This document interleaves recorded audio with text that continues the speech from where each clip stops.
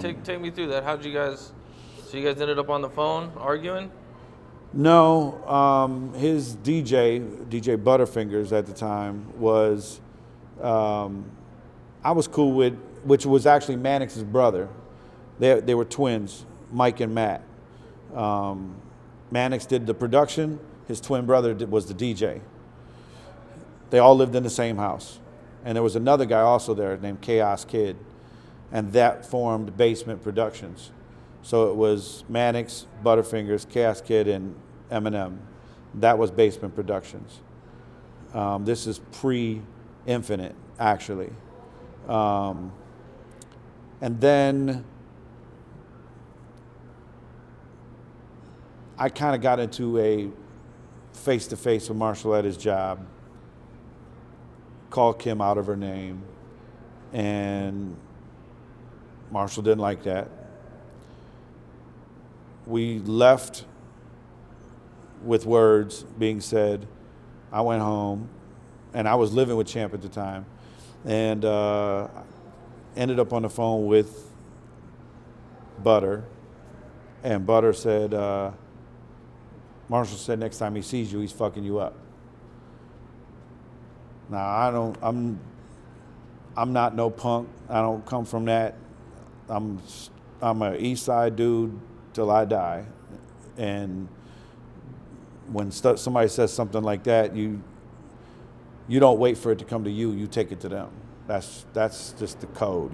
That's the way it is. And I felt weird because it really wasn't my beef. You know what I mean? But I also was taken up for my boy, and now I'm in it. And then he says he's gonna fuck me up. Well, now I gotta take it to him. So I hung up the phone. Champ and I go over to his house. He gets out the car. He's pulling up at the exact same time. Me and Champ get out the car. He gets out his car. I just walked up to him and just socked him in the face. So we just get to scrapping. Boom, boom, boom, boom, boom. And ironic as it may be, I was wearing a white hoodie that day, a white Nike hoodie. And he was on the ground, and I just remember him like throwing this crazy, I call it the crazy white boy rage. He just like stood up real fast.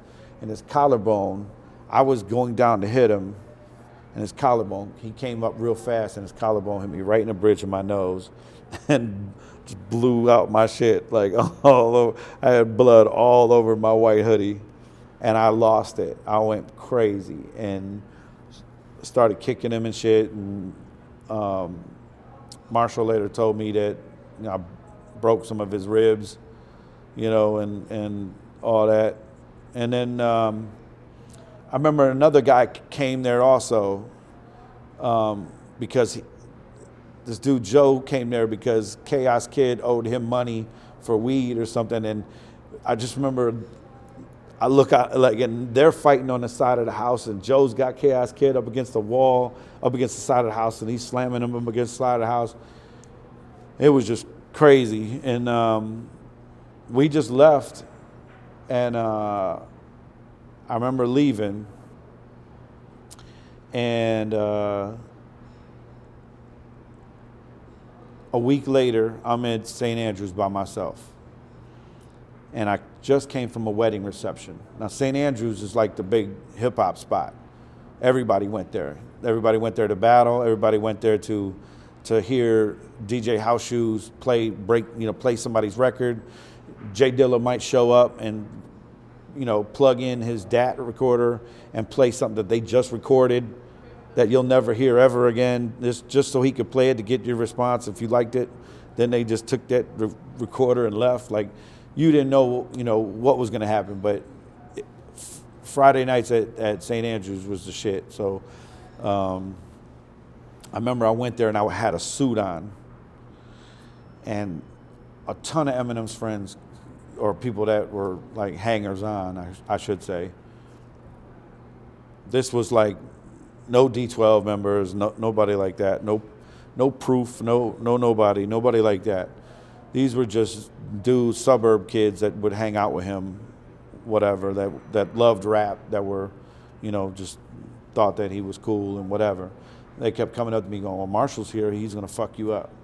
Marshall's here, you ought to be scared, Marshall's here. And finally I was like, I'm here by myself. Go get Marsh.